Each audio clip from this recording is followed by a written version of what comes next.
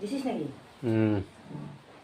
ঠিক আছে বাবু, ঘরে আছে চিড়ে ভাজি। ঘর মুছবো বন্ধুরা, যে বৃষ্টি দেখো না। ও হ্যাঁ, বৃষ্টি থেকে উঠে যাবে চিড়ে ভাজি ধান দিয়ে। কেমন হলো? আজ না হয় কালকে হবে না?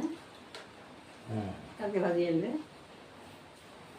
যে বৃষ্টি হচ্ছে বন্ধুরা, বাইরে একটু ফিনার জল দিতে পারছি না। এই দেখো আবার বৃষ্টি আসতেছে, দেখেছো? দেখো তো এভাবে বৃষ্টি, দেখো কি বৃষ্টি হচ্ছে।